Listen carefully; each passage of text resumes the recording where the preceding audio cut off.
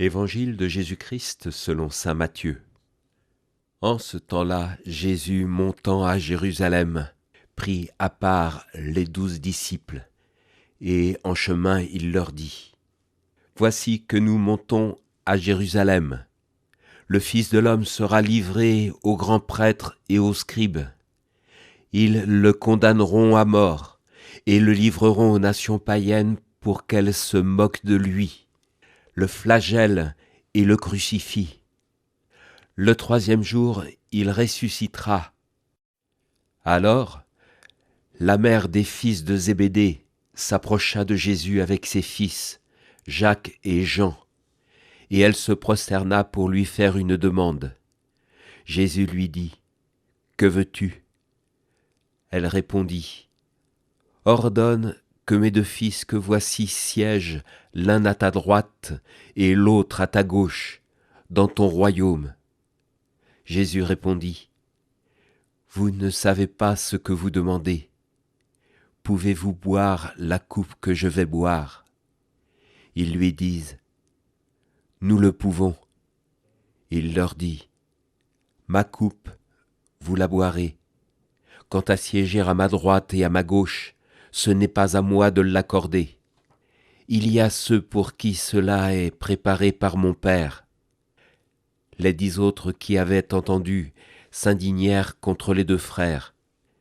Jésus les appela et dit : Vous le savez, les chefs des nations les commandent en maîtres, et les grands font sentir leur pouvoir. Parmi vous, il ne devra pas en être ainsi. Celui qui veut devenir grand parmi vous sera votre serviteur, et celui qui veut être parmi vous le premier sera votre esclave. Ainsi le Fils de l'homme n'est pas venu pour être servi, mais pour servir, et donner sa vie en rançon pour la multitude. Le Fils de l'homme sera livré, il sera condamné à mort, il sera livré aux nations païennes, il sera flagellé, il sera crucifié. Le 3e jour, il ressuscitera. Seigneur, ordonne que mes 2 fils siègent l'un à ta droite et l'autre à ta gauche dans ton royaume. Loué soit Jésus-Christ. Bien chers auditeurs, le rapprochement de ces 2 passages de l'évangile du jour nous laisse sur un seul mot : décalage. Décalage complet, énorme, entre l'annonce du Christ et la demande de la mère de Saint Jacques et Saint Jean. On parlerait familièrement d'être complètement à côté de la plaque. La vie chrétienne fait souvent apparaître à nos yeux, à nos propres yeux, à nous, des décalages. Des décalages entre nos aspirations humaines, pas forcément mauvaises, et les aspirations de Dieu pour nous. La pensée de Dieu sur nous. Et parfois le décalage est grand. Le Fils de l'homme n'est pas venu pour être servi, il est venu pour servir et donner sa vie en rançon pour la multitude. Jésus s'applique ici les mots du prophète Isaïe. Il se présente comme justement ce serviteur souffrant qui vient offrir librement sa vie en rançon pour la multitude. Chez saint Matthieu, il y a en quelque sorte 2 versants dans la vie publique de Jésus. D'abord, on pourrait dire une montée, un crescendo, un mystère de révélation avec en son sommet la confession de Saint Pierre à Césarée, la transfiguration, et puis ensuite une sorte de redescente. Redescente vers la passion et la résurrection. Cela forme comme les 2 versants de la vie publique de Jésus.